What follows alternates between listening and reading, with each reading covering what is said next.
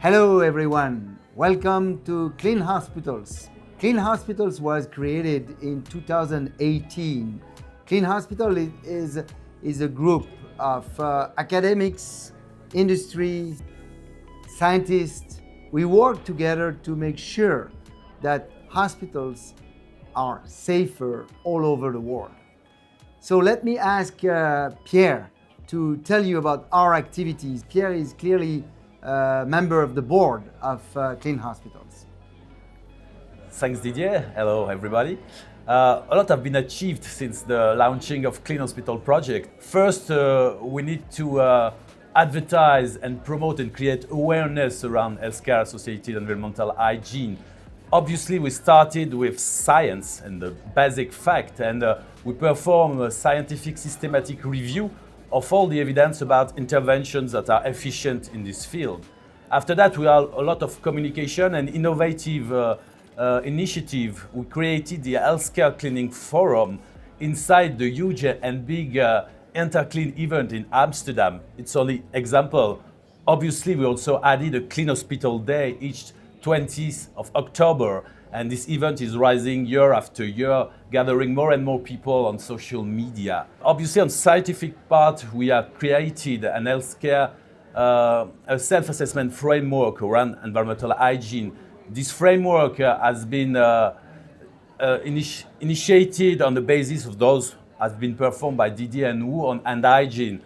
The field of environmental hygiene is wider, but the spirit is the same. And now we are really happy to launch it around the Clean Hospital Day. Obviously, we have also gathering a panel of experts during the period of time with the purpose of working on the most burning topic, what we should do in the future in the field of research or changing guidelines, and also working of recommendation in the field of assessing what should be a cleaner or how it should be trained. For the last part, we have also in our heart the field of sustainability, which is really important. We are working with our partners, the companies on that field to make product more sustainable, and we have that in the perspective on the next years.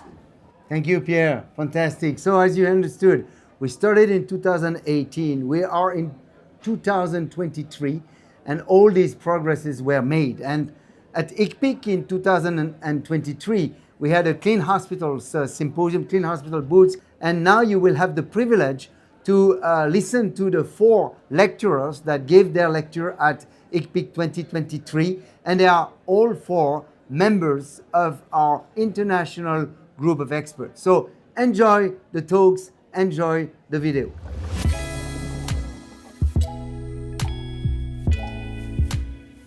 Good afternoon, everyone. I hope you had a good lunch time with posters, full of posters and everything. It's great to have you here in this Clean Hospitals Symposium.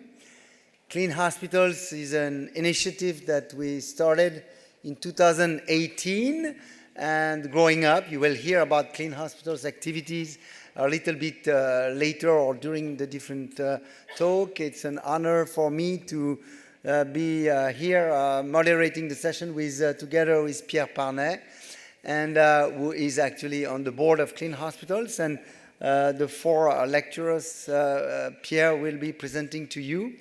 There are also in the room dear colleagues who have accepted to be on the scientific advisory board of Clean Hospitals. So we have a great, exciting program for this afternoon, and Pierre will be introducing the different speakers. Pierre, floor is yours. Thanks a lot, Didier. Hello, everybody. Thanks to be so numerous today. So we'll have 4 great lecturers this afternoon and a discussion session at the end. It's my real pleasure to introduce the Professor David Calfee, obviously a specialist in infectious diseases, chief hospital epidemiologist at Weill Cornell Medical Center, and also very famous as the editor-in-chief of Infection Control and Hospital Epidemiology. You may have learned from him at the early morning. So please, David, it's for you about how to improve cleaning of high-touch surfaces, an important topic. Great. Thanks for the invitation. It's wonderful to be here and to talk about a really important topic with all of you today. So I have nothing to disclose. So I think this audience knows, but I want to just say it for all of us, that the combination of cleaning and disinfection of high-touch surfaces in our hospitals and healthcare settings decreases environmental contamination and reduces the risk of pathogen transmission and healthcare-associated infections. What I'm specifically going to be talking about today is the cleaning aspect of that. And so for those of you who don't remember all the specific terminology, cleaning refers specifically to the removal of foreign material, soil, organic material from surfaces and objects. Normally, this is accomplished using water and detergents or enzymatic products and mechanical action. And it is important that it removes that material, and it also allows our disinfectants to come into contact with surfaces and then kill microorganisms. These are often done simultaneously with one product, but I think it's important to think about them somewhat separately. So I'm really going to focus in on cleaning. And one thing we know from a number of studies performed in a variety of settings is that high-touch surfaces in our healthcare settings, and most of these studies come from hospitals, but there's also long-term care facility data, and that these surfaces are not thoroughly cleaned. And so if we look at studies looking at daily cleaning of high-touch surfaces in patient rooms, we see that only somewhere between 26 and 61% of the surfaces that are supposed to be cleaned during daily cleaning are actually thoroughly cleaned. Well, maybe we do a better job at discharge cleaning, and we see we do a little bit better, but we still have opportunities for improvement, with studies showing only 23 to 74% of high-touch surfaces are cleaned in between patients. So that next person is admitted to that hospital room, and many, and in some cases the majority of surfaces are not clean. We also know through a number of studies that improving the thoroughness of cleaning is associated with reduced pathogen transmission and reduction in healthcare-associated infections. And there's data related to C. difficile infection, vancomycin-resistant enterococcus infection, MRSA colonization infection, and other pathogens as well. So why aren't our hospitals as clean as we want them to be? And I think there are a number of possibilities. It may be that our cleaning protocols are inadequate. It may be that our cleaning tools and materials are inadequate. And I think we do need to look into all of these things, review our protocols, review our materials. But I think what is often our biggest problem is that we've not successfully implemented our cleaning and disinfection protocols. And this may be the result of insufficient education and training, both technical training as well as socio-adaptive training for those who are involved in cleaning. We may have inadequate tools, meaning that we don't have sufficient supplies. We haven't provided useful checklists to our cleaning staff so they are reminded of what they're supposed to clean during their activities. Another important thing we may be lacking is performance assessment with constructive feedback so that people actually know how they're doing in their job and what they need to do to improve. And there may also be a number of institutional barriers that prohibits optimal implementation of our protocols. Things like inadequate staffing, competing priorities, and there just isn't enough time for those individuals to do what we expect them to do, and in many cases, exactly what they want to do. And I think the reason why we have trouble with implementation is that even though on the surface it may seem pretty simple, effectively cleaning high-touch surfaces is a really complex problem. And we typically try to approach complex problems in a very systematic approach in healthcare. And I don't know that we always do that with environmental cleaning and disinfection, and I think we should. And so this just shows you some of the many factors that contribute to effective cleaning. And I'll point out there in the middle, human behavior. This is something that's a manual process, and we really have to have humans change their behavior to do the desired activity. And as we all know, changing human behavior is challenging. And I'm certainly not a behavioral psychologist, but as they say, I play one on TV or I play one in the hospital sometimes. And I think trying to understand human behavior can really be helpful as we try to implement our policies and our protocols. And so one of the behavioral theories theories about human behavior includes 3 determinants. And I'll quickly go through those and how they relate to cleaning and disinfection in our hospitals. So the first is the attitude towards that desired behavior. The person who we want to do the behavior, what do they think about it? Are they aware of what they're responsible for? Do they accept responsibility for that? Are they aware of what the impact of that behavior is on the health outcomes of our patients? Or do they just think we're trying to make the floors look clean and shiny? Do they know that this is really important for the patient's health outcomes? Do they have concerns about the impact on themselves? Are they worried about toxicity from the chemicals we've given them to use? A second determinant is the subjective norm. That means, what do people around them think about this behavior? What are the expectations that have been communicated to them by their supervisor? What do their colleagues think? What's the institutional culture about safety and cleaning and patient health? And finally, are we giving them that feedback I mentioned before to show them that we believe this is important, we're monitoring their performance and trying to help them get better? And finally, the third determinant is perceived behavioral control, or does that individual think that they have the ability to implement that behavior that we want them to implement? Have they had adequate training? Do they have the skills that they need to do it? Do they have enough time? Are there a number of barriers, whether it's individual, institutional, supply-related barriers that prevent them from doing what they know they should be doing? And I think we really need to understand our local context, what our local opportunities and barriers are. And we did this at my own institution because we'd identified that we weren't where we needed to be with regard to cleaning, particularly daily cleaning in our hospital rooms. So we did some work with our environmental services team across 5 hospitals in New York City, and we found through kind of walking the walk, we spent time just with our environmental services workers during the day. We also surveyed our environmental services staff, and we found that there were a lot of opportunities, things that honestly I hadn't necessarily thought of as we were implementing these protocols. Technical training, actually people were pretty good. They knew what they were supposed to do, but we really had some other opportunities. There were personal safety concerns, as I mentioned before, about the safety of some of the cleaning products. They were worried about potentially getting infected by taking care or by going into the rooms of ill patients. They weren't as familiar with the role of environmental cleaning and disinfection and infection transmission as I might have thought they would have been. They perhaps didn't feel like they knew what the expectations of the institution were, and they weren't receiving regular performance feedback.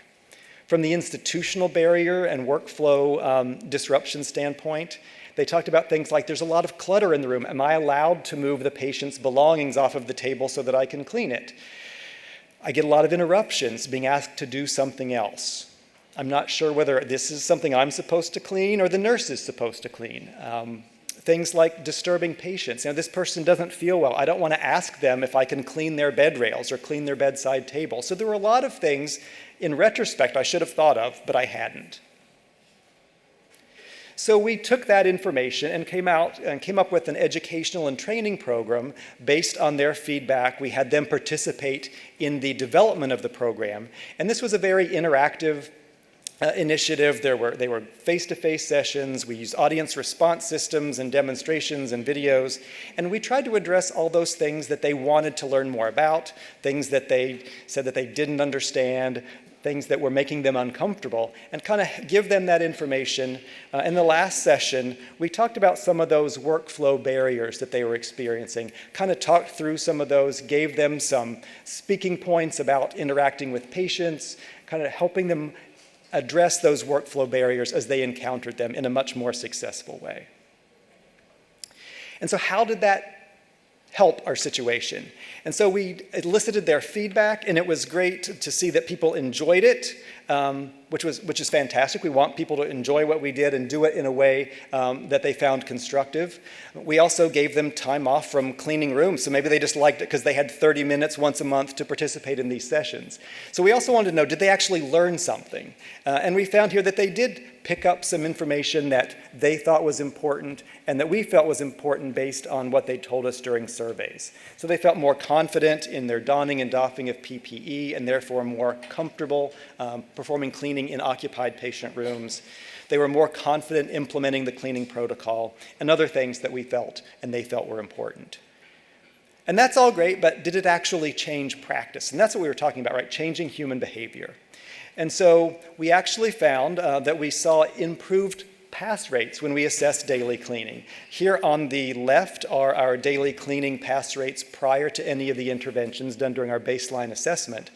And you can see that some things were fairly well cleaned at the time, some things were very poorly cleaned prior to any intervention. And again, thinking retrospectively, maybe it's not a surprise that things like bathroom surfaces were pretty clean at the beginning. They're easy to clean. There's nobody in there. It's easy to walk in and do the cleaning. It was those surfaces that were close to the patient that were very infrequently cleaned in occupied rooms. After that training program, we saw rates of thorough cleaning, effective thorough cleaning, and this was done based on ATP bioluminescence assessment, dramatically and statistically significantly increase immediately following the completion of that 6-month training program. So I'll ask you somewhat of a rhetorical question, but is this room as clean and safe as it can be? And this gets to the point of cleanliness assessment. And so it looks pretty clean, right? Yeah, it doesn't look visibly dirty, but a lot of the things we're talking about aren't necessarily visible when you just walk into a room and look around.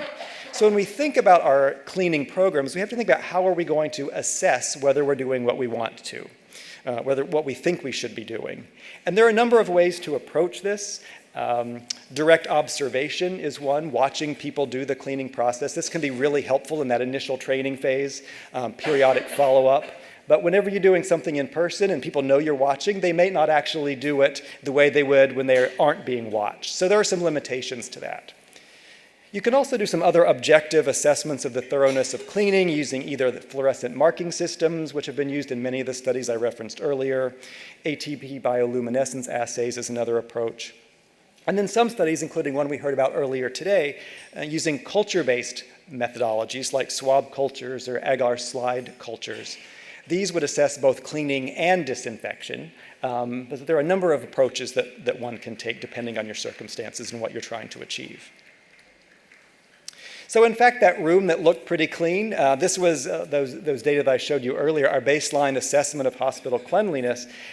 Some of those surfaces looked quite clean, but in an occupied room, we still had the great majority of things like call bells and bed rails and bedside tables not being adequately cleaned. And that's what we were trying to address with that educational and training program that I mentioned before. And what we also know is that this performance assessment and with constructive feedback does improve hospital cleaning. I showed you our personal experience, but there are a number of other studies that have shown that as well for both daily cleaning and discharge cleaning. And the other thing, and I think you'll hear more about this from one of our subsequent speakers, is that these environmental cleaning initiatives, while they can be very successful, they do require ongoing intervention to sustain improvement. These are data from one of Phil Carling's study, and you can see that they had great improvement in their, this is discharge cleaning, from about 50% of surfaces prior to any intervention up to nearly 80% of surfaces at the time they finished their education and cycles of assessment and feedback to the frontline cleaning staff.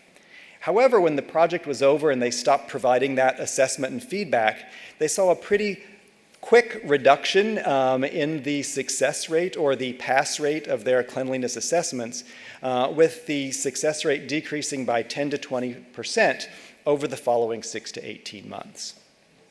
And another study by Mark Rupp's group showed the impact of a variety of approaches to data assessment and feedback of those data and the impact on compliance. And you can see from their baseline period during their intervention, which was very aggressive teaching and education and monthly feedback to the frontline personnel, they went from less than 50% adherence to about 80% of surfaces being cleaned. Then when they stopped giving that frequent feedback to the frontline staff and were only giving it quarterly to EVS administration, they had a pretty substantial drop-off. And then as they changed their periodic feedback to, again, include frontline staff on a regular basis, they were able to get close to 90% adherence to cleaning recommendations. So again, that continuous intervention is really important. And we found the same thing in our study. We would periodically over the course of the next year, every quarter or so, go back and give them updated data, talk about relevant subjects to keep them engaged during the fall. We talked about flu, things like that. And again, over the course of at least a year following that intensive intervention, we were able to sustain fairly high daily cleaning pass rates. So I think this is my last slide, and I think I just want you to walk away from my portion of this seminar with the impression and the understanding that we can improve cleaning of high-touch surfaces. It isn't necessarily easy, but we can do that. And I think it involves review and optimization of our policies and protocols, assessing our current cleaning practices, again, in an objective way that really tells us what we need to know, identify and eliminate our local barriers to implementation of desired practices, and they aren't the same in every hospital, so I think it really is important to assess what's going on in your own facility. And those may be individual worker barriers, they may be more systemic institution-wide barriers that need to be addressed. We need to educate and train individuals, both technically, how to do the cleaning, but also some of that socio-adaptive training to help them implement that physical training or that physical process into the real world in our hospitals and healthcare settings. And finally, I think we need to provide frequent and constructive performance feedback. So those are the things I would leave you with today, and I'd also say that there is a lot to learn for all of us, I think, about implementation, and in the SHE IDSA ICPIC compendium of practices to reduce healthcare-associated infections, there is one entire section on implementation that is available to everyone free of charge on our website, on the ICHI website, and there are also hard copies at the SHE booth in the exhibition hall, so please feel free to stop by and pick up one of those before you leave the conference. But with that, I'll stop. Thank you.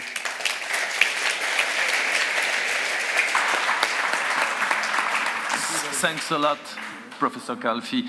The work done in New York is really a major contribution to the environmental hygiene and how to go forward with more systematical approach and using behavior science. I encourage you to read, if it's not already done, the first paper, 2016, which is analyzing the barriers that are facing the cleaners. And it's very important. And in the Clean Hospital projects, we are trying also to promote that, and it's one of our projects to try to put a focus on that. It's very important to analyze the situation in on setting.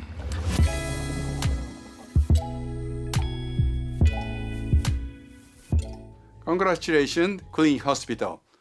My name is Yusuke Saraya, the global CEO of Saraya Company. Well, we get through the COVID. This is good. We are working to prevent AMR, antimicrobial resistance. Now, we promote hand washing and dispensers, new dispensers, yes. Medical device reprocessing, yes. Personal protection equipment, yes.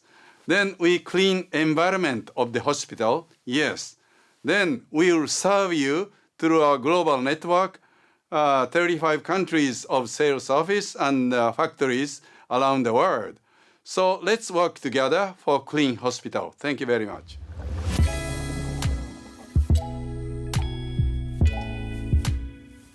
So now we're back to the famous Dr. Alexandra Peters. She's still and even more the scientific lead of the Clean Hospital project.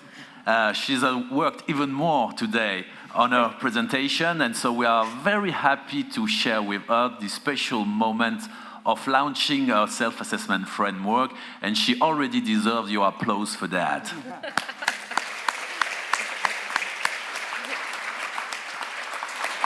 Thank you, Pierre, and it's great to see everybody here for the symposium. So I'll be speaking a little bit about this healthcare environmental hygiene self-assessment framework tool that we've developed and how it can improve your facility's performance. I don't have any conflicts of interest to disclose. So I want to start off with a little bit of good news in environmental hygiene from over the last few years. So although it's still understudied and underfunded, healthcare environmental hygiene is finally starting to get the attention that it deserves.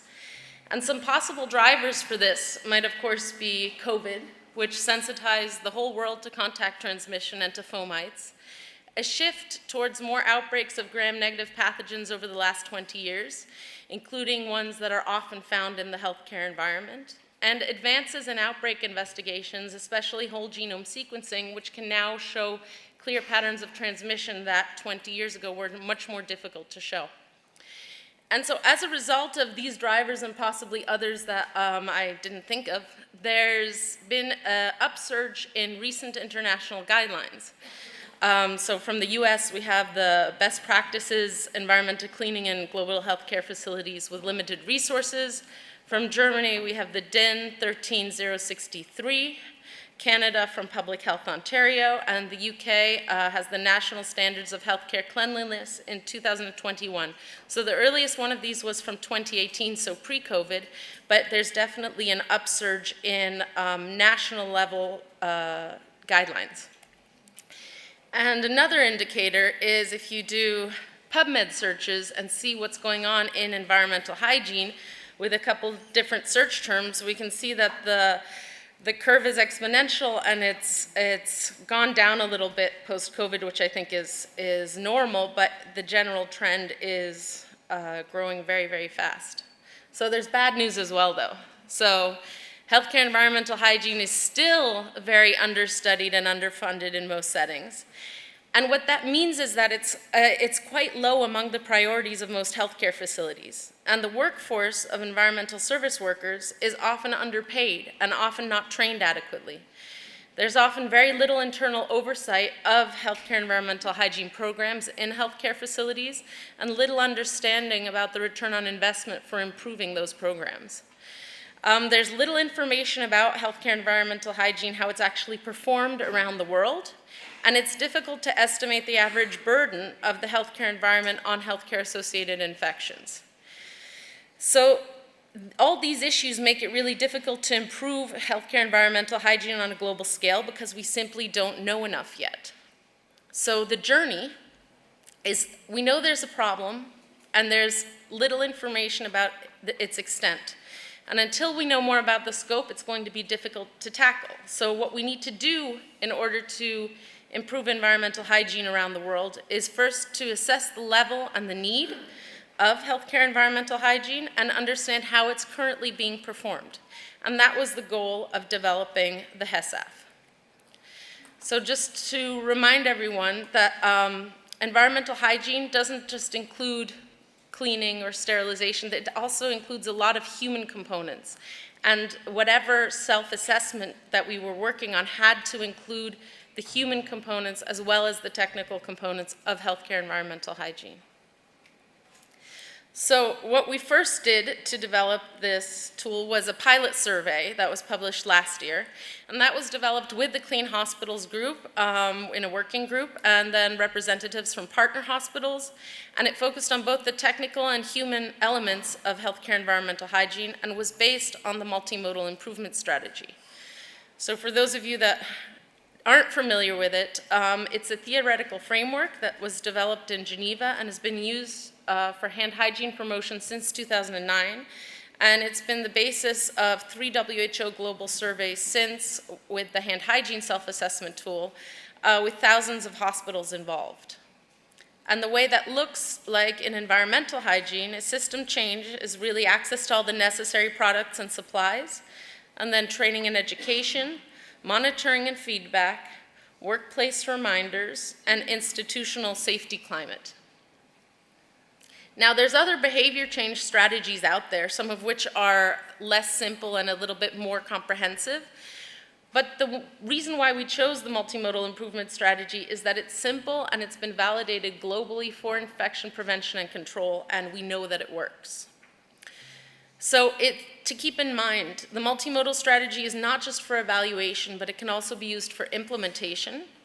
As an increasing number of interventions and studies in healthcare environmental hygiene are multimodal in nature, and that means that they bundle some of the 5 components of the multimodal strategy together into a single complex intervention. So the pilot survey was online, We sent it to samples of hospitals from a database of healthcare facilities that had participated in IPC activities. It was actually a database from WHO that included 18,000 hospitals. And we only contacted a sample of those, obviously, because we were trying to develop a tool, not launch it globally. And so the pilot study included 51 facilities from 35 countries. And the participants were from countries of all 4 income levels, as defined by the World Bank, with a range of 14 to 37% participation. And the one thing that is the most important take-home message that we got from this pilot survey was that environmental hygiene work programs were insufficient across all resource levels, and that 98% of the healthcare facilities that we spoke to were lacking in at least one of the 5 major components of healthcare environmental hygiene. And then I'll just show you a few key results just because I feel like they highlight really well why we need these self-assessment tools. So first of all, mops and buckets that weren't being changed between each room were used in almost all of the healthcare facilities, and only 4% used the flat mops with the interchangeable mop heads. 12% of facilities did not separate normal waste from medical or hazardous waste. 22% reported having an open dump site next to the hospital. Only a third of facilities in higher income countries and 7% in lower income countries indicated that their EVS staff received any comprehensive formal training. Almost half had management on site less than once a week or not at all. 18% didn't use any workplace reminders, and that includes the minimum required safety posters or instructions. Concerning communication on the work floor, 16% of respondents reported that EVS staff and nursing staff did not speak the same language. An upward communication with direct superiors was only possible 1/4 of the facilities. So we knew we had work to do, and we knew that the baseline that we're starting from on a global level is really, really low. So we used the data from the pilot survey to assess the need as well as identify issues, conducted semi-structured interviews with participants to improve the tool, and in its present state, the tool was reworked with the input of over 100 people. It's online on the REDCap platform, which is secure and used by research institutions, and it's been validated in an additional international group of hospitals, and it's been translated into 7 languages, and validation for the different translations is ongoing. So what the HESF really is a secure online tool for healthcare facilities to analyze and assess their environmental hygiene programs. It's meant to be used as a benchmark for facilities to improve over time. And it's the first time that a global snapshot of environmental hygiene has been attempted. So the tool is 96 questions total and in 8 sections, and it's been translated into Chinese, Croatian, French, Portuguese, Spanish, and Turkish. The validation was conducted in 9 partner hospitals in 9 countries, and we used semi-structured interviews to assess the usefulness of the tool, ease of use, time needed, functionality of the online platform, and comprehension. With the translation, attention has been given for languages that are spoken differently in different regions around the world. For example, Spanish in South America is quite different than Spanish in Spain. So for the validation, the tool generally takes about an hour to complete with quite a range. Most participants were more aware of their environmental hygiene programs. They were able to identify areas for improvement. Some participants needed additional input from colleagues, so that's something to keep in mind when you're filling out the tool, because there's some areas that one person might not have all the answers to. And then minor comments were included, and everything was validated.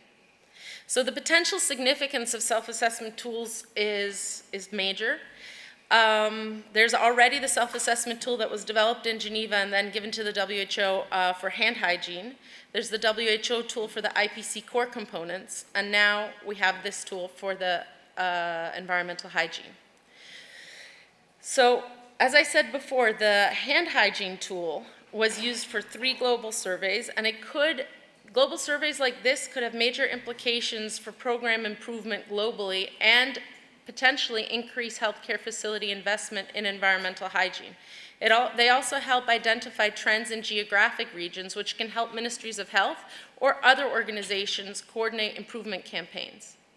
So this is data from the hand hygiene global surveys, and it's just to illustrate how you can track improvement using these kinds of surveys, or you can compare the scores for different regions. Here it's the WHO regions and their scores for the hand hygiene self-assessment.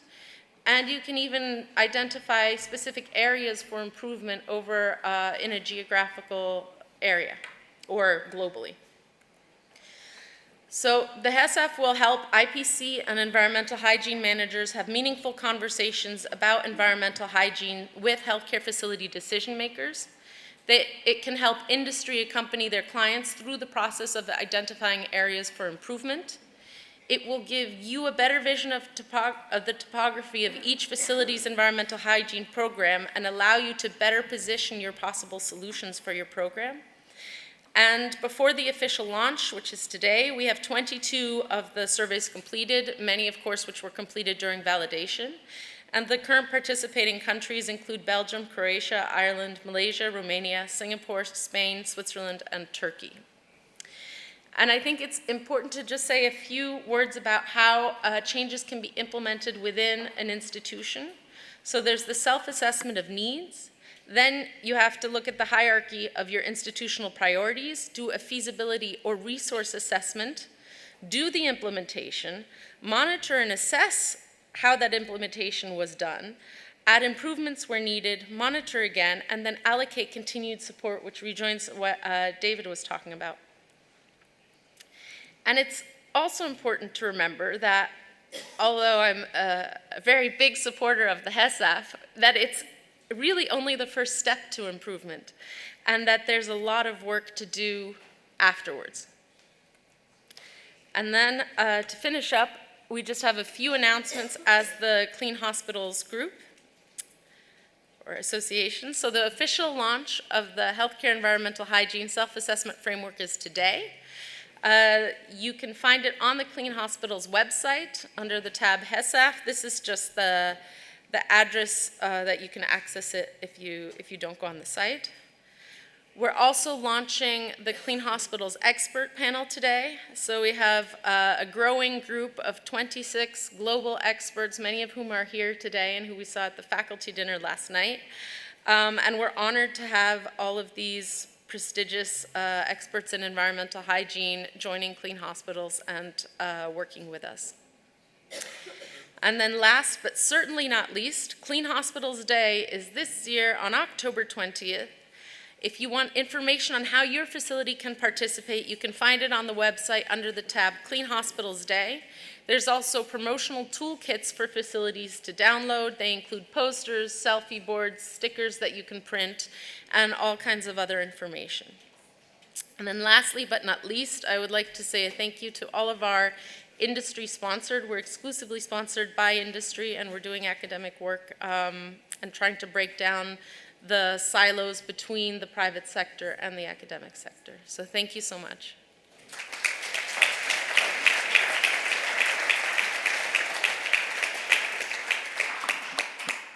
Thank you very much, Alexandra, for your lecture and for all the work that has been achieved to today present you the official launching of the self-assessment framework, and it will be also translated in future in several languages to facilitate its use.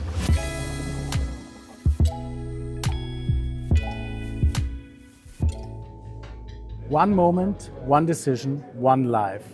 This is the headline of our campaign where we are focusing on the terms and the topics that Clean Hospital is just focusing on. Hand disinfection, surface disinfection and cleaning, and also instruments reprocessing like in the CSSD and in endoscopy, and also for air issues that we see in the healthcare environment. This is one of our concepts where we want to provide the customer with some solutions, but as a concept. And the main concept there is really not to focusing on products, it's to focusing on the solutions for the customer with training and with concepts.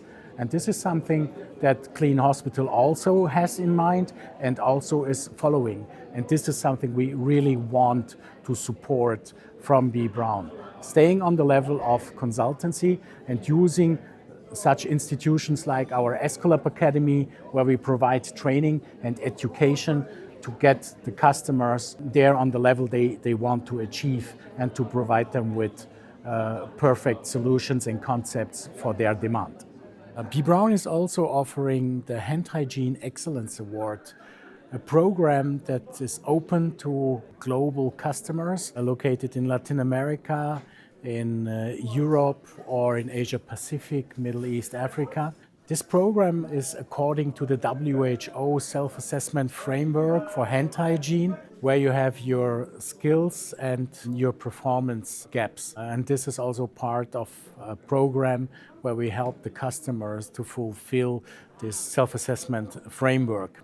A part of the services from B. Braun is also the Escolab Academy. The Escolab Academy is located in many countries all over the globe, Asia Pacific, Latin America, and Europe.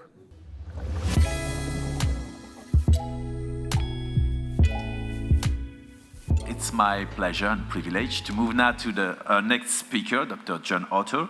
He's the Director of Infection Prevention and Control at St. Guy's and St. Thomas NHS Trust. So I believe that he's also responsible of infection control at the Florence Nightingale Museum, which is inside St. Thomas Hospital. True. And John is very famous, and he has especially his blog that you can enjoy to read on reflectionsipc.com. The last release is about the role of patients in assessing and improving hand hygiene. I encourage you to read it. So it's not the topic today. The topic today is how to talk about environmental hygiene in your facility to open the discussion and improvement. John, it's up to you. Merci. Bonjour Genève. Ça va? Yay! Oui. En français? En français? Anglais, anglais. Okay, hello everybody. I'd like to just start by thinking about the word environmental hygiene. It's not one that I've used very often until now.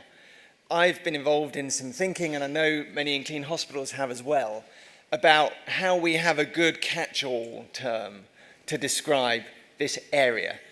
We can't have anything with cleaning in it, because as David said, cleaning is a very specific part of it with a technical definition. Can't have anything with disinfection in it, because that's the same. So I'm really personally very happy with environmental hygiene. It aligns nicely with hand hygiene, so that's why we're talking about environmental hygiene. Now, I wasn't quite sure what to talk about given this title, so I hope what I cover will be useful. And I'm going to talk quite a lot about communication and how we can very often find ourselves talking a different language in the same language. It happens all the time, and I think it happens often in environmental hygiene. Now, if my wife was here, sadly she's not, she'd find it quite hilarious that I'm talking about communication, because I'm not an expert in communication, but I hope that these thoughts will be useful nonetheless. So these are some disclosures for you to be aware of.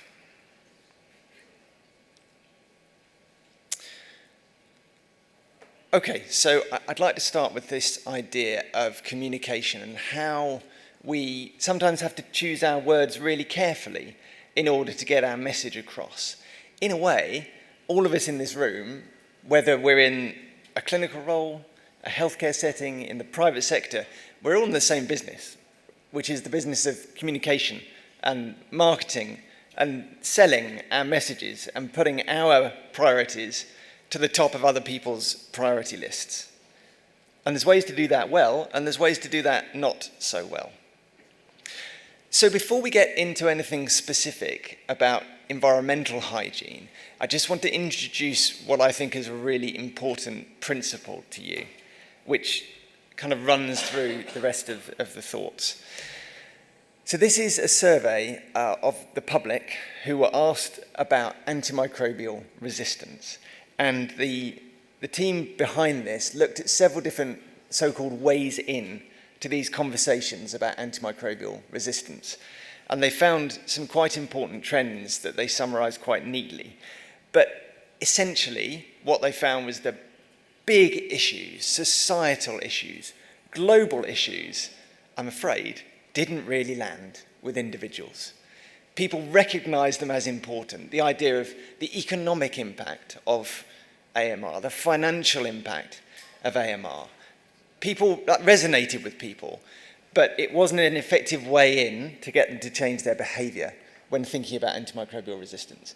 It was only when they started talking about things that were important to those individuals that they began to really listen, take notice, and start to change their behavior.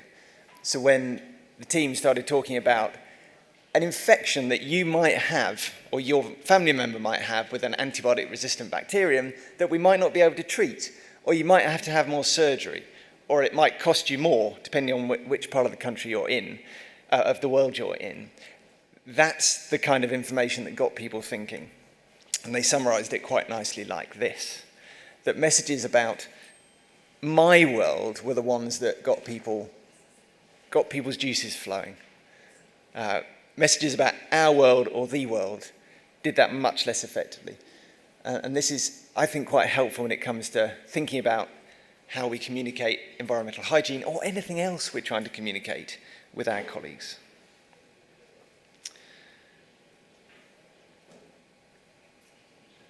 So, imagine a scenario where you are being admitted into a hospital and somebody shows you a picture of David's room earlier.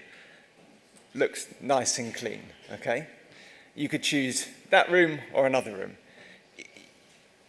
There's no objective reason why you would choose room A over room B, but what you don't know is that the risk of you acquiring C. diff is doubled if you choose room B, because the patient in that room before you happened to have a C. diff infection.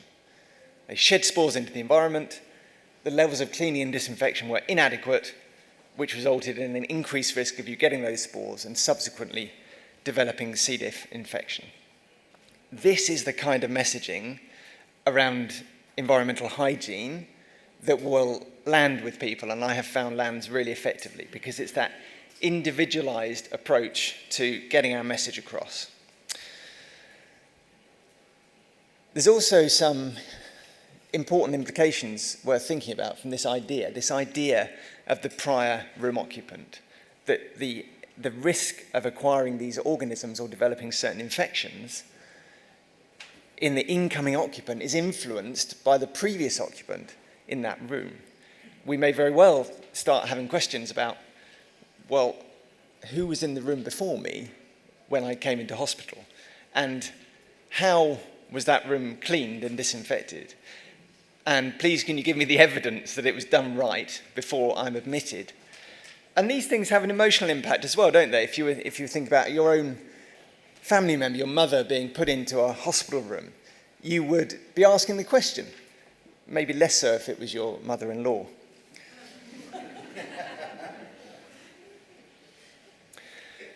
Okay, so what's underpinning, sorry, Lois, for the camera, I do love you. What's underpinning this association, this increased risk from the prior room occupant? And we're just going to have a little think about transmission dynamics in the room, because I think that's quite helpful in building the case that environmental hygiene is important. So this is a cauliflower, and I'm showing it you because of a series of studies that were done a long time ago now in the US in a neonatal intensive care unit.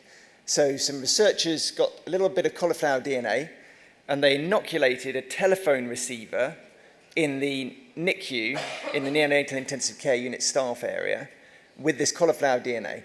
And then they swabbed the environment, they swabbed staff members' hands, and they worked out where this cauliflower DNA went in and around the unit. And the results, I think, are still spectacular 23 years later.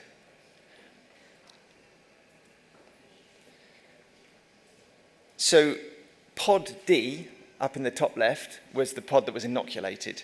And by the end of the survey, 58% of the surfaces in that pod were contaminated. Perhaps no surprise, but look how far this contamination spread across the unit. all of the areas that they sampled had at least one of the sites that was contaminated with this cauliflower DNA. And it happened very, very quickly. Look at the time scale on the whatever axis that is, the Z-axis, I suppose, the one that's going backwards. That within 4 hours of the inoculation event, this cauliflower DNA marker was on the hands of every single person they sampled. And as a result of that, it then spread all around the unit. So I think that's quite important. Any doctors in the house? You're the worst. In this study, you're the worst. And it showed it, even in the break room, the staff areas, this cauliflower DNA marker got everywhere. Now, it's not a live microorganism, I hear you say. Of course, there are limitations to the study. This is not actual microbial transfer. But cauliflower DNA is probably not too far away from a simple virus in its structure. And this is a model of transmission. The thing that I find most interesting about this work is that it illustrates to me a really dynamic interchange between contamination of hands and contamination of surfaces. And we quite often talk about, well, should we focus on hand hygiene or environmental hygiene? And it's a false dichotomy to me to think in those terms, because hands are really just another surface that's contaminated a lot and not cleaned very much. So I'm all for having a rounded approach to improving hand and environmental hygiene together. Okay, so let's just take a few moments to build then this argument underpinning that association with the prior occupant. Why do we see that increased risk from the prior occupant? We have to have the organism on the left-hand side of the slide contaminating the patient in the green blobs, getting from A to B. We have several different routes which that can happen by that are environmental, often involving directly or indirectly hands, and it's very difficult to disentangle the relative importance of these routes because of that dynamic interchange between the two. So the first study I ever did was in the hospital that I'm now back at, so I've sort of come full circle. And we went out swabbing for MRSA, and this was at a time when MRSA rates in the organisation were very, very high. We were seeing more than 100 MRSA bloodstream infections in a year in the hospital group. We now have 3 or 4 in a year. So MRSA was really all over the place. But I remember the professor who led this work, Gary French, saying to me, look, John, we're going swabbing for MRSA. You probably won't find any because it's not very environmental. That was the perception at the time. And yet, went out swabbing. I remember the first room I swabbed, 20 swabs, all 20 were positive. And that was a pretty shocking finding. And bacteria survive for incredibly long periods of time on surfaces. Can I just draw your attention to that third row there? VRE in a lab, dried on a disc, still viable 4 years later. And this is not a spore, this is a vegetative bacterium that defies the laws of microbiology, really. It shouldn't be surviving that long without water, without nutrients other than ambient humidity. And I don't know whether people have looked into this. I suspect there's some good basic research trying to understand why this is. I suspect it has to do with some sort of biofilm mode metabolism that's dialed down. But whatever the reason, if we don't actively get rid of these organisms on our surfaces, they're not going to die off over time in any meaningful or useful time frame. Even what we might think of as fragile viruses can survive certainly long enough to be involved in that dynamic transmission route. Conventional terminal decontamination, so the process by which we're trying to make the room safe for the next occupant, isn't working if the primary occupant link is due to environmental contamination. So this is just a summary of the percentage reductions in the frequency of swabs that are contaminated in various studies. I think the first 2 bars are really important to me because it shows that given time, training, and adequate materials, conventional methods do work. They were able to get rid of all aspects of contamination. However, the real world mean was something like 50%. So there's an awful lot to do with optimizing our conventional methods to get the best out of our environmental hygiene staff. So if we were basic scientists and we had a question and we wanted to know, is this gene involved in my biochemical process? What we'd do is we'd knock out that gene and we'd measure the process and show that the process changed, stopped, went up, went down, whatever, that it changed. And then we'd recomplement the gene, measure the process and show that it went back to how it was. And we conclude that the gene is therefore involved in this process. I think we can follow a similar logic with this prior room occupant idea with the environment. If that's due to residual contamination from the previous occupant, if we do a better job of getting rid of that contamination, then we ought to see that association with the prior room occupant go away. There should then be no difference between our room A and room B at the beginning of this if we do a good job of environmental hygiene. And several different studies have shown this. I'm just going to show you one by way of example, which was using hydrogen peroxide. You don't have to use hydrogen peroxide to do this. Other people have shown that with conventional methods, you find something similar. So this was a cohort study in ICUs at Johns Hopkins, and I had the pleasure of being over there to do quite a big part of this study myself, which was a really enriching experience. And what we found was that patients admitted to rooms disinfected using standard methods had a significantly higher rate of acquiring a composite set of microorganisms of interest than patients admitted to rooms decontaminated using hydrogen peroxide. And in fact, we saw a 64% reduction in the rate of MDRO acquisition in patients admitted to rooms decontaminated using hydrogen peroxide. So the improved approach to environmental hygiene mitigated that increased risk from the prior room occupant. So I suppose, how do we communicate around environmental hygiene? We get that message across. If we can go away and get that message across that environmental hygiene is really important, and if we do a better job of cleaning and disinfection, we improve patient outcomes. There's plenty of studies that have shown this with various different methods and modalities. There's all kinds of really good reviews in this area. This slide was just to try and give you an idea of the scale.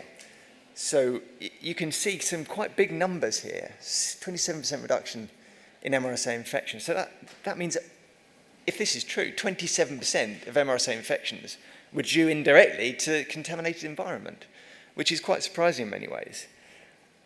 The next study in the line rates 2.4 to 0.4, which suggests that a huge proportion of those infections were due to contaminated environment. That seems a bit high in that particular study. But the point is, there is a big chunk of healthcare-associated infection, and especially acquisition of antibiotic-resistant organisms, that is due directly or indirectly to the contaminated environment. So I'd like to spend the last 5 minutes thinking about, I was going to say pounds and pence, but that doesn't really work, does it? Thinking about francs and euros and whatever currencies are in the room, money, which makes the world go round. It's a really important commodity, isn't it, in our hospitals? If we don't get our heads around it, if we don't make the case, and if we don't sell the need for environmental hygiene, it's often seen as a pretty soft cut. We'll just cut the amount of cleaning. You don't, because you can get away with it, can't you? You can reduce the amount of cleaning, and there's no direct patient impact. You don't have immediate patient safety worries if you cut back on cleaning. And that's why it's so important to be a voice underlining the importance of investing financially in environmental hygiene. So how much does it cost to clean a room? This was just looking at the cost of actually cleaning a room, and it varied a lot from the 20s of pounds to the hundreds of pounds, depending on the methodology that you were using. Nice piece of work here looking at the cost effectiveness of an approach to improve cleaning. So they looked at putting a cleaning bundle in. Now, the cleaning bundle cost about 350 Aussie dollars, and it generated savings, according to this study, of something like half that, just under. So in this case, you had to invest to save. So the savings were offset against the investment. I like this study because it's not realistic to expect all interventions to be cost-saving. If all interventions were cost-saving, hospitals would be making all kinds of money, and they're not. We're not in the business of making money. We're in the business of keeping patients as safe as we can. So they did a cost-effectiveness analysis, and that's where you look at, okay, how much am I willing to pay to see this benefit and improvement? And in this cost-effectiveness analysis, which I've read and seems very legitimate in terms of the sort of assumptions they're making, there was a very, very high probability that this intervention would be cost-effective. So you can take it back to your board and say, can I have a check for $350,000 US, please, based on this study. Another much more straightforward cost-effectiveness study. I don't think this is anywhere near as powerful as the previous one. This was looking at an extra cleaner put onto a couple of wards with a crossover design, and they found a 27% reduction in MRSA, and they accounted that that would improve their financial position by a range of something like £30,000 to £70,000.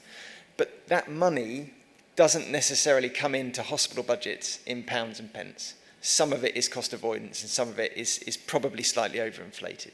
So we've got to be careful when we're making financial cases around improving and investing in environmental hygiene. I don't think we should hang any investment in infection control generally, including environmental hygiene, purely on financials, because they're not going to land at a hospital board level. We need to be talking about quality and improvement of care, as well as keeping an eye on the money. Okay, and we are now at the stage with environmental hygiene in the literature where we can begin to talk in the early stages about comparative cost effectiveness. And that's a really important concept when it comes to deciding between various different products or different categories of products and different approaches to the same problem, which one is going to be most cost effective. And this is important as well, because it may mean that investing heavily in, say, a technology approach actually is the best thing to do, because overall it gets you to a better place and is more cost effective. This study showed that some technologies were more expensive, but they did a better job of improving hygiene. So how then that translates into improved patient care is the next step. So when we're sitting there in front of the hospital board, we've got to think about what's going to be going through their heads around environmental hygiene. And our case is to invest in quality, have the right tools, adopt innovation, otherwise we'll be left behind, keep an eye on the workforce, and that's both from a training, a development, and a structural point of view. Which commercial model we're going to use, we'll look at that in a sec, and specifically training and education, not just those doing the cleaning, but also of everybody around the importance of environmental hygiene. So this isn't blinding science, and I'm not sure it's a real association, but it's one that has a ring of truth about it. And what it shows is that the MRSA prevalence was higher in hospitals that had outsourced their cleaning. So there's two main models for hospital cleaning. One is sort of in-house cleaning, where your cleaners are your own employees, or you could outsource this to a company, and the outsourced options generally had a higher rate of MRSA prevalence. Now, this study was done a long time ago. I don't think outsourcing hospital cleaning is always wrong or is always dangerous. I think it's about getting the right model and investment in the service. And that can be done outsourced and insourced. But if we do outsourcing badly, then the results will be something like this. And finally, just a thought on cost perspectiveness, not effectiveness. Hospitals spend lots of money on lots of things. The amount of money you might invest in environmental hygiene is a relatively small spend compared with some of the big tech that hospitals are buying in other parts of their operations. So there is money available in hospitals, even if they're cash-strapped, even if they're on the wrong side of the line.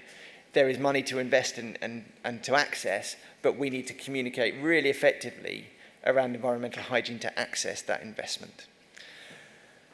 So we need to choose our words carefully when we're communicating around HCI and AMR, and in particular around environmental hygiene.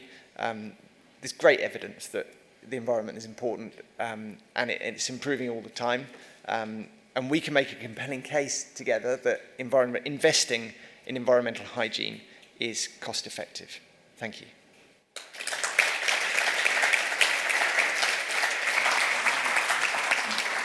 Thanks a lot, John. We know that improving environmental hygiene is effective, is even more cost-effective, but still complicated to sell, and improving that is one of the objectives of the Clean Hospitals project, and we really do believe that all together we can make a difference in this field.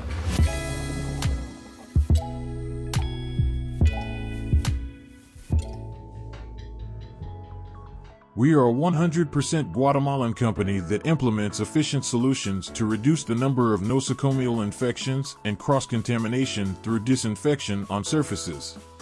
We have successfully implemented in the hospital environment the control, monitoring, and management program for the reduction of microbial load through the use of saturated dry steam technology. The saturated dry steam is generated through natural minerals present in the water, which serves as a conduit to convert temperature into energy and promote a term shock on all types of microorganisms found on surfaces. The use of steam technology is ideal for countries with limited financial resources and in the process of developing, since it is a method that allows the revitalization of surfaces, elimination of organic matter, reduction of microbial load, and elimination of biofilms in the same process. We are an active part of Clean Hospitals.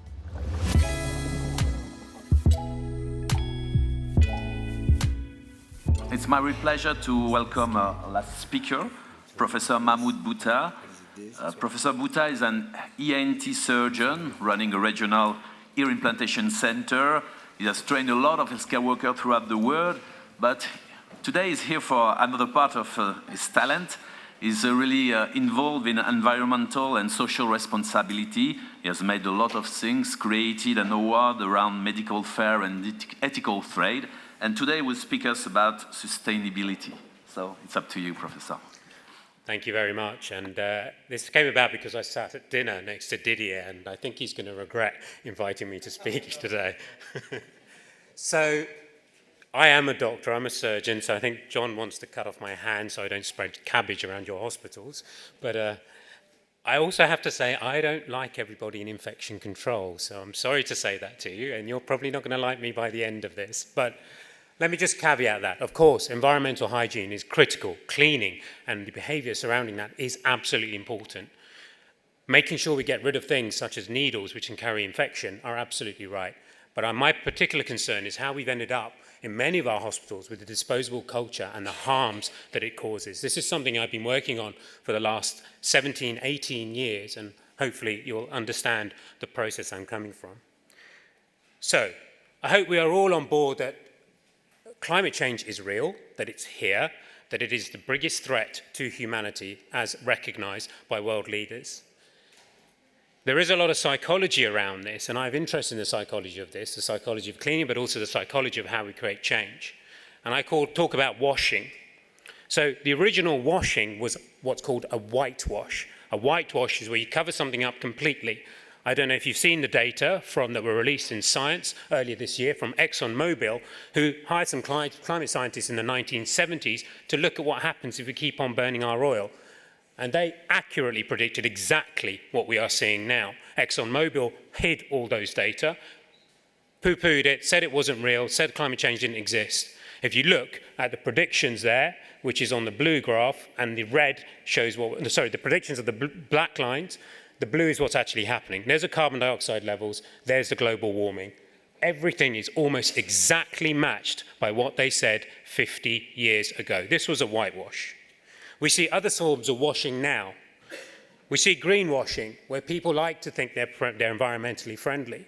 So, for example, I see people trying to sell me products. Oh, but the plastic is biodegradable. Just so that you're aware, biodegradable plastics actually release methane into our planet and have no environmental benefit whatsoever. And everybody tells us that recycling is part of the solution.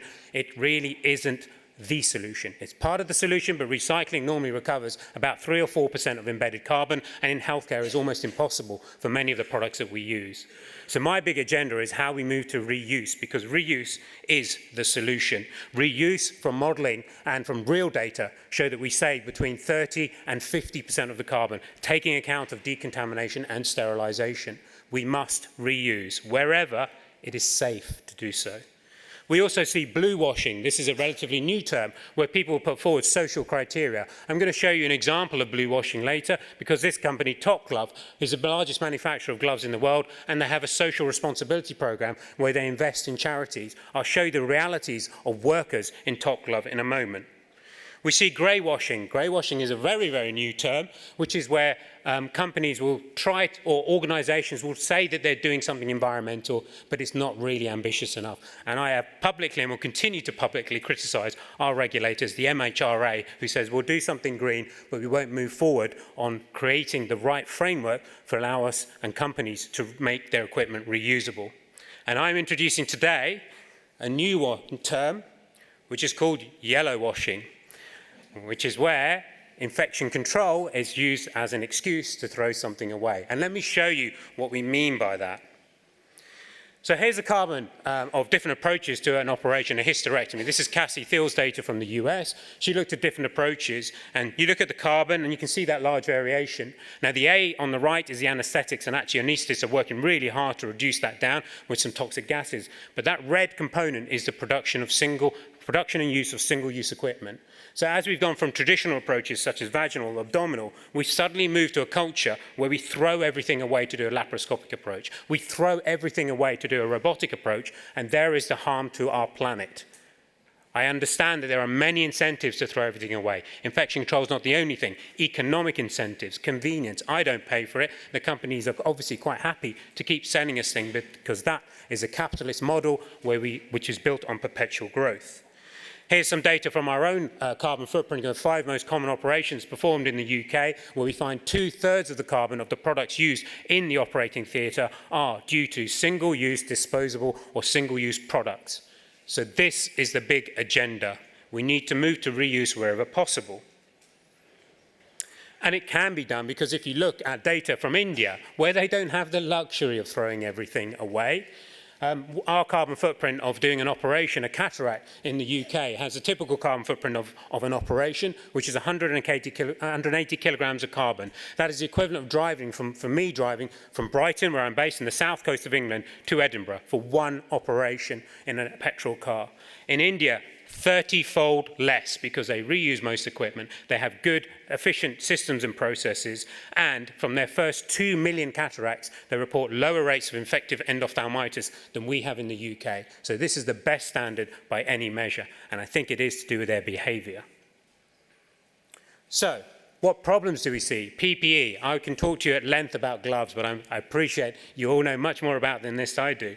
But let's just look at what that means.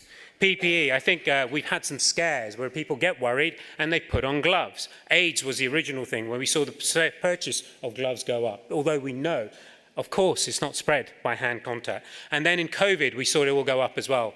I don't know, I'm still not sure why we were not told to wash our hands for what is a respiratory virus. What are the consequences? We know from work that was done prior to the pandemic that 60% of glove use in the UK is inappropriate. Only required, I don't need to tell you this, when in contact with potentially infected bodily fluids, but many people in hospitals just don't seem to recognise this, and we seem to perpetuate these ideas by individuals and institutions and potentially put our patients at risk.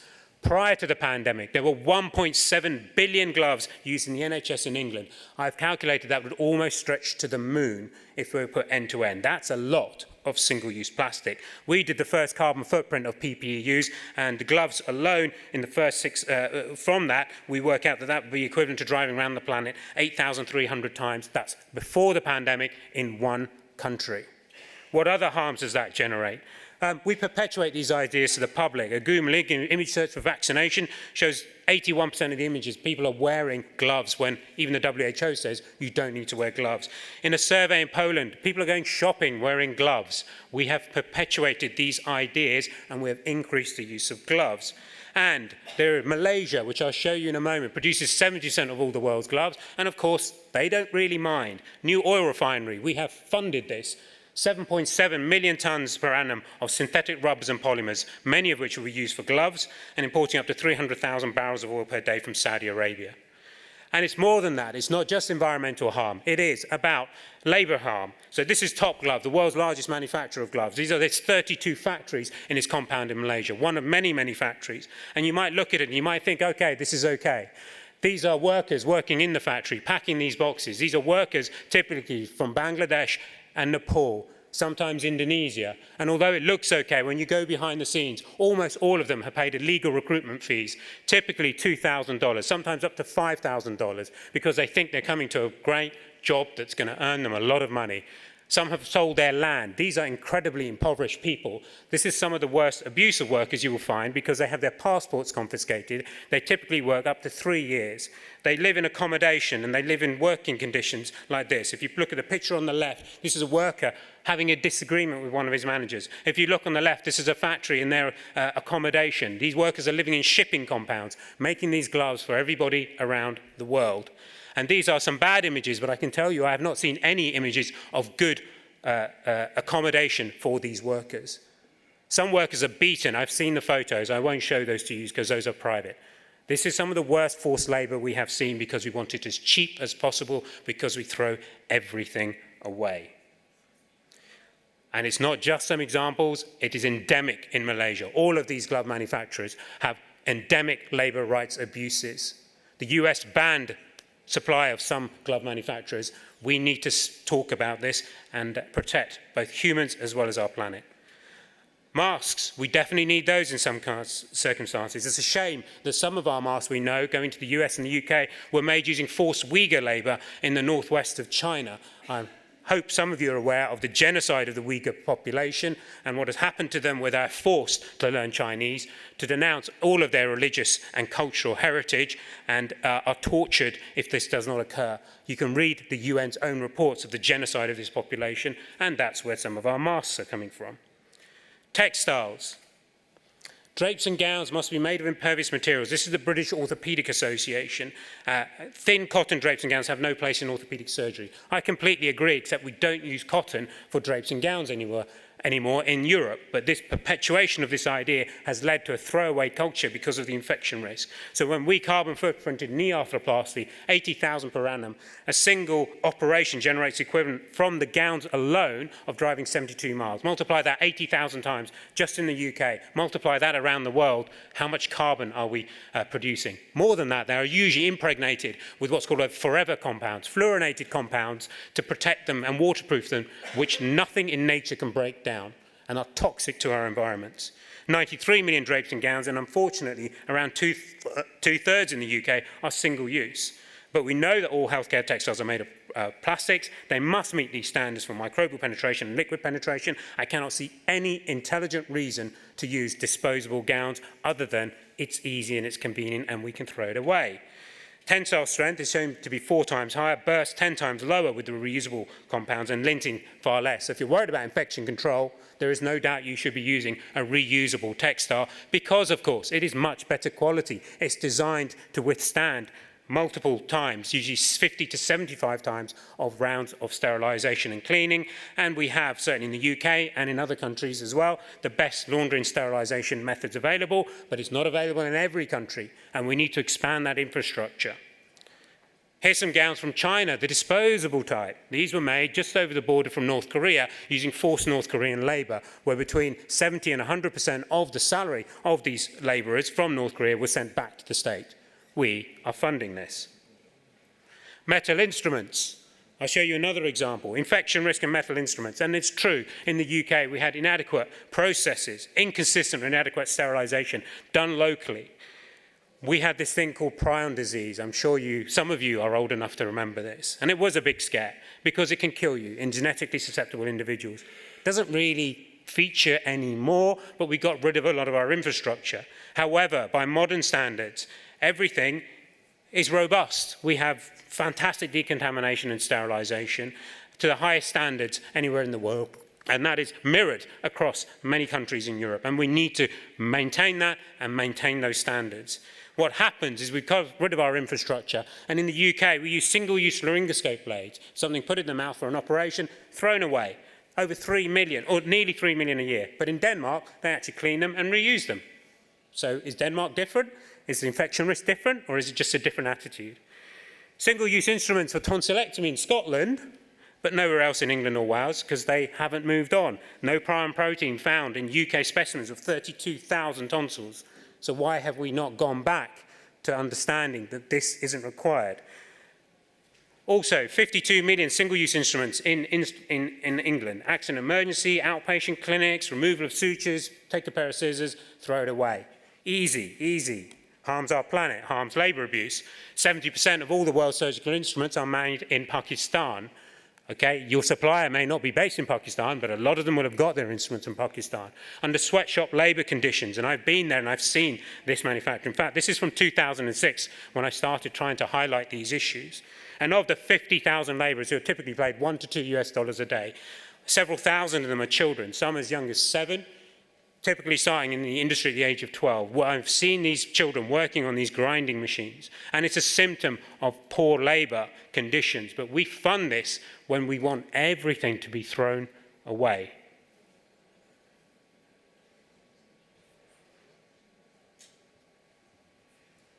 These children don't go to school. We've interviewed them. They hate this work. They want to play cricket. They want to go to school. They want to be like their friends.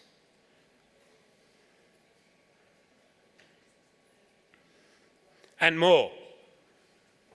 Infection risk from wax. I hadn't realized that an oil is so dangerous to me. However, there is a large variation. This is a survey we undertook of procedures performed in England. I've managed to persuade my team that we just throw the sucker away. But in many hospitals, from a survey that we did, some will insist that you wear gloves and aprons. Some will use gauze to clean the sicker, cotton, which is actually pretty environmentally harmful. Plastic tubing, typically made of PVC, one of the most toxic chemicals on the planet. Suction canister can also be thrown away. All of this is thrown away. If you throw it away and that's your policy, you have an 85-fold increase in the carbon from that than if you just throw away the sucker. I don't know anybody who's died from wax. Single-use tourniquets, can we have behavioural change? Single-use blood pressure cuffs, really?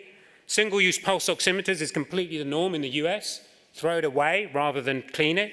Single-use door handles is what I'm trying to promote because we know that the infection risk on door handles is so high, we have to throw them away, or maybe we just wash our hands before and after patient contact. It gets more ridiculous. In one hospital, I know there's single-use surgical wound spray because if you spray it, the bacteria might go up into your canister and infect the next patient. In Denmark, they use plastic covers for unoccupied beds because I don't know if something's going to fall on my head and kill me. Industry doesn't mind this. Here's some promotion stuff. Oh, we can just throw things away. Of course, this is the economic model. Reusable drapes and gowns provide no guarantee of infection prevention and control management. Where's your data? Selective data, perhaps. Perhaps we have this, a single-use rhinolaryngoscope eliminates the serious potential risk of prion transmission. We have single-use, throw-away endoscopes for looking in someone's nose when you can clean it and reuse it. Admit, with channels, it's more difficult, but this, really? Oh, and the government's report says there's no known cases of variant CJD being transmitted by surgical instruments or endoscopes. Even worse, we can have planned obsolescence. Here's an electrosurgical product, costs us $600, $700, single use. Because you will coagulate the blood vessels, you have to throw it away because it couldn't be reusable. What? There'd be an infection risk.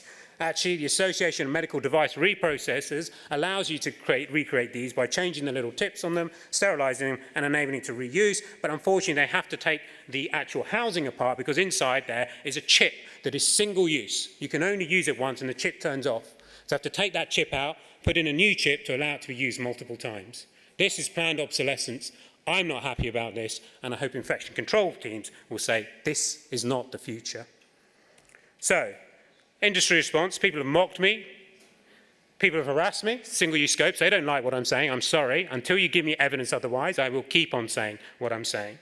People have tried to silence me. I was asked to speak at a conference for sustainability in gowns and drapes by a single-use supplier. They intervened and said, just can you make sure you don't speak about reusable? I said I would speak about reusable. The executive board withdrew my invitation. They're scared because they know the truth. I've been threatened with legal action by companies producing gloves. I'm sorry, I will continue until you stop. So what is yellow washing? It's a stated, I'd say, it's a stated implied risk of infection that is disproportionate to infection control evidence or principles. It may lead to planetary and societal harm, for example, through promoting disposal of medical products or perpetuating misophobia, that is, a perpetuation that germs are going to kill us all, in the public as well as in the hospital staff. It may be driven by a lack of literacy infection control principles, including attempts to conceal such deficiency and/or economic incentives, particularly from industry. Not all industry, but some industry. Solutions to finish. Education to counter that lack of expertise and to protect the reputation of your profession. Of course, we have sensible people who understand all of this. We need national and international policy that enables those who don't have the expertise to move that forward. And we're working on that in the UK, and I hope that we'll have a global response to that. We need easy solution, disinfection at point of care, washing, wipe down with adequate behaviour. Ultraviolet light, perhaps, is a new solution. Local or regional disinfection sterilisation. We need to build that capacity in all of our hospitals. We need you guys to lead the change as well. Support and champion reduce and reuse in your work. Educate and inform others, and support national and international policy development. Thank you for your time.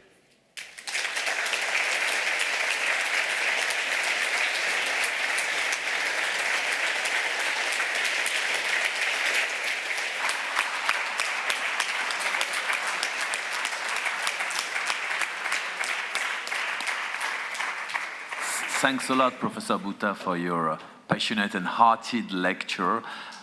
We know we have work ahead of us. The Clean Hospital Project is deeply involved in sustainability with all the partners. Maybe in infection control, we have been a little bit yellow washers in the past, but I think at the time we have a different vision. We are now totally open to reuse many devices. Obviously, we try to associate that with a real level of safety for patients. It's obvious, but we obviously know that we need to move forward. There's no other way. Thanks a lot. Thank you. Thank you. First of all, thank you very much to all 4 speakers. It was fantastic. Mahmoud, I'm very happy we met recently and to have invited you. As Pierre said, in clean hospitals, we want to go for sustainability, and we know that in infection control there is a lot to be done, and you really help us to mobilize, and this is very key. We have time for questions. That was in the program. We have technically 10 minutes, then there will be the break and different activities. So I'm opening the floor to questions. If you want to ask a question, just use the microphone that is on your seat. Questions, please. Let's go ahead with your questions to any of the speakers. It was a really, really very rich afternoon. So anybody wants to have the first question? What? Yes, go ahead. Go ahead, of course, Jean-Yves. Yeah, thanks to all the speakers for the great talk. I've got a question for David. Education, I agree with you, it's absolutely key, right? But on a practical aspect, when you're trying to educate the workforce, you've got 3 types of people. The one that's going to embrace your new idea and so on, and going to implement that fantastically. The one that will follow whoever is going to do it. On the third one, we're completely opposed on that. So you train them, educate them. As soon as your education session is finished, they're going to say, no, I'm not doing that. The old way were the best, I'm going to do that. And if they've got some responsibility, they're going to retrain your staff the old way. So the question is practical. What do you do with that third category? Because those are very important. And if we want some policies that are accepted or used, everybody needs to be on board. So what do you do with those people who are quite difficult to, I guess, educate? Yeah, so let me make sure I understand the question. It's about training and getting people to do the right thing. And there may be some small subset of people who are somewhat recalcitrant to doing the right thing. And I think, one thing is make sure that they are aware of what they're supposed to be, and they've had all the opportunities to learn and get the feedback. I think, at some point it does become more of a human resources issue and kind of setting expectations and having people kind of meet those criteria and corrective action plans. And I know in our facility, at least, there are expectations and certain performance metrics that need to be met. And so if you aren't performing those, then perhaps this isn't the job for you. And I think, setting those expectations and making sure that, there is responsibility, kind of people assume that responsibility and are recognize that if they don't do the job appropriately, people's lives are on the line. And so you can't continue to have this job. I mean, it's a terrible, you hate to do that to people, but I think, the downside to letting them continue to do it poorly is not great either. And so I think setting those expectations ahead of time, letting them know what the outcomes would be if they don't. And I would say, fortunately, we find that to be fairly uncommon, and a lot of times, trying to understand why they're not adhering to what you want them to do. Sometimes you find things that you can resolve. There may be some barriers that they have not initially told you about, and so really trying to pursue what really is preventing them from doing it. And fortunately, we've not run into that very often, but sometimes it's been hard to figure out what that barrier is for that one individual person. I don't know, anybody else? Ideas? Thank you. Yes, please. Yeah, this is Fernanda Lessa, US CDC. Just for Dr. Bhutta, excellent talk. We need people really like you that can challenge the status quo. But my question for Alexandra, and this relates to the assessment, the self-assessment tool, whether you have piloted that or validated that in low and middle income countries, and what's your perspective, if you think that they can adopt the way it is or they will have to adapt? So if I understood your question correctly, that it's implementable in low and middle income countries, yes. So absolutely, because the accessibility to technology and to products and to supplies is only one part of a 5-part system. And every other part of the multimodal improvement strategy has to do with human factors. And you can do, even with low technology solutions, you can do a lot of really, really good work. And what we saw in the pilot study was that we did see a lot of high-income countries basically throwing money at the problem. And they had very, the latest technologies of self-disinfecting surfaces or automatic disinfection machines, and they weren't taking care of some of the very basic things. Now, I think that money-intensive technologies absolutely have their place, and they can raise the quality another percentage, especially in difficult environments. But I also think that to get to that 80% safe, that's a very low-tech implementation, and it has much more to do with the human factors. Thank you. Thank you. Yes, go ahead with your question. Hi, Denise Saller, Hartmann Science Center. I have a question to Mr. Bhutta, Mahmood. I had the pleasure to visit Brighton Hospital this year, and I saw that you're still on the way, so thank you very much for your insightful and very passionate talk, and I completely agree that we have to embark on this journey together, industry and clinics. But I also think we need to approach a stepwise approach, and you said we must reuse wherever it's possible, but for now, we know that there are certain procedures and also glove use where we have to use single use, or we need to deal with this. So how's your approach to this? I mean, have you implemented a waste disposal system trying to already go this step further and to sort, for example, the waste? Because I had the pleasure to live in the UK, and when I lived there, I have to say there was no separation at least 10 years ago. So can you enlighten us on this, please? Thank you.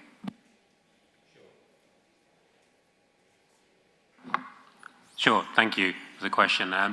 So you're right, we can't have everything reusable. So I think it's where it's possible and where it's safe.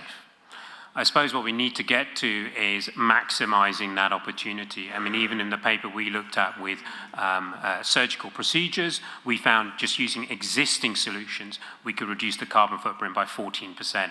And that's before we've even started to look at what more could be reusable. In terms of end of life, I think we need industry to design from the beginning, design for life as it's called. From the beginning, you design a product that is designed to be maximized in terms of its longevity, and then when it is at its end of life, it can either be repaired, because repair we've also shown in our papers is better than throwing it away, and where you have to disassemble it, the component should be easily recyclable. You're right that we throw a lot of things away and we incinerate it, and that's because of waste streaming. People don't put waste in the right container, some may be contaminated, and then it becomes a risk potentially, or perceived risk, and so a lot of it is incinerated and very little is recycled. I think that problem will continue in healthcare, and I'm actually much more interested in the upstream in terms of reducing the waste in the first place. So that would be my answer.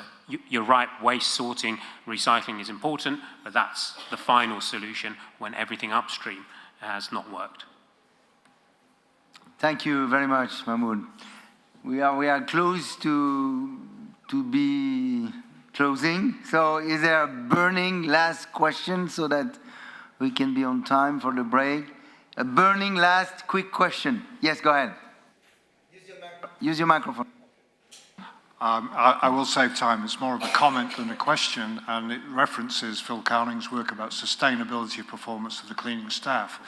As we invest in improving their performance, we're actually increasing the asset value of that resource, that human resource and human capital, which is attracted elsewhere because of pay premium into other industry areas.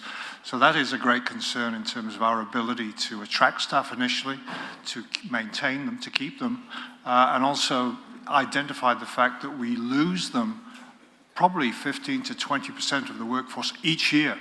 So the demand on training is extreme. Thank you very much for this comment. We are building a model in clean hospitals for the recognitions of the cleaners and so on and so on. So if you are interested, go to our booth in the exposition during the break and look at the material that we distribute in the context of clean hospitals. I wish you a very good following part of the Congress, and I would like to thank again the speakers for a wonderful afternoon. Thank you very much.